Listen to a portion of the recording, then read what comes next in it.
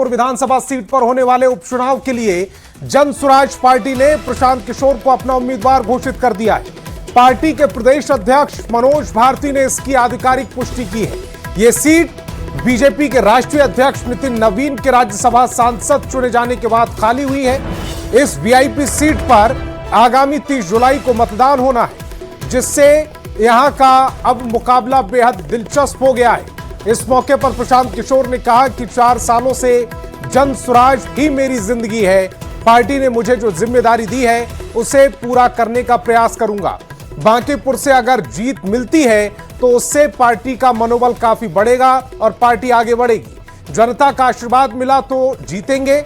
जनता की उम्मीदों पर खरा उतरने की कोशिश करेंगे।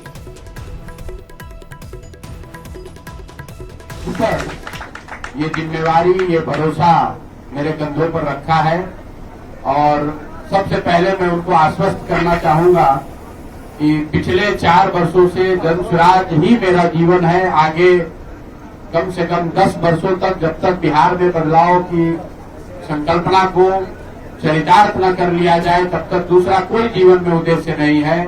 बांकीपुर में चुनाव लड़ने की जो जिम्मेवारी हमको दी गई है, मैं उसी परिणाम, उसी प्रयास के दिशा में इसको एक कदम मानता हूं।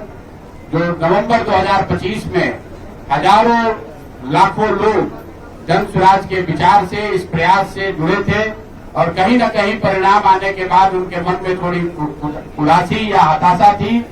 उनमें से ज्यादातर लोगों का ऐसा मानना है कि बांकीपुर चुनाव में अगर जनसुराज को जीत मिलती है तो न सिर्फ जनसुराज को एक बहुत बड़ा बल मिलेगा, बल्कि बिहार बदलाव की सोच को फिर से पुनर्जीवित करने में बहुत बड़ी मदद मिलेगी। बांकीपुर उपचुनाव से उम्मीदवार बनने के बाद पहली बार जनसुराज के संस्थापक पीके यानी कि प्रशांत किशोर हनुमान मंदिर पहुंचे और पूजा अर्चना कर आशीर्वाद लिया। प्रशांत किशोर ने कहा कि बांकीपुर में किसी विधायक का चुनाव नहीं है, बल्कि सरकार बनाने और हटाने का चुनाव है। उन्होंने कहा कि विश्वास है कि बिहार में प्रबुद्ध और सबसे समृद्ध मतदाताओं का समूह सही फैसला लेगा और वोट के इस्तेमाल से नई राजनीतिक व्यवस्था की शुरुआत होगी। भाई, ये जो चुनाव है वो बांकीपुर के किसी विधायक का चुनाव नहीं है, सरकार बनाने और हटाने का चुनाव नहीं है। बिहार में एक नई राजनीतिक व्यवस्था बनाने का चुनाव है। बिहार में एक नई राजनीति की शुरुआत करने का चुनाव है।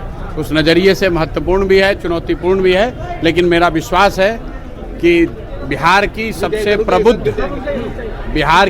प्रबुद्ध और समृद्ध मतदाताओं का समूह वो सही निर्णय लेंगे और एक ऐसा अपने मत का प्रयोग करेंगे जिससे बिहार में एक नई राजनीतिक व्यवस्था की शुरुआत हो। पटना की बांकापुर विधानसभा सीट पर उपचुनाव को लेकर सियासत गर्मा गई है। 6 जुलाई से उम्मीदवारों का नामांकन शुरू हो रहा है और बांकीपुर से जनसुराज के संयोजक प्रशांत किशोर की उम्मीदवारी का ऐलान हो गया है। इसी बीच कांग्रेस के ऋषि मिश्रा ने बड़ा बयान देकर सियासत को नई दिशा दे दी है।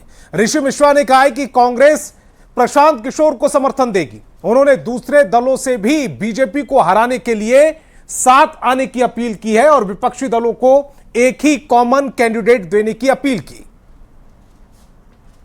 बांकीपुर विधानसभा पिछले 40-45 वर्षों से भारतीय जनता पार्टी का गढ़ रहा है।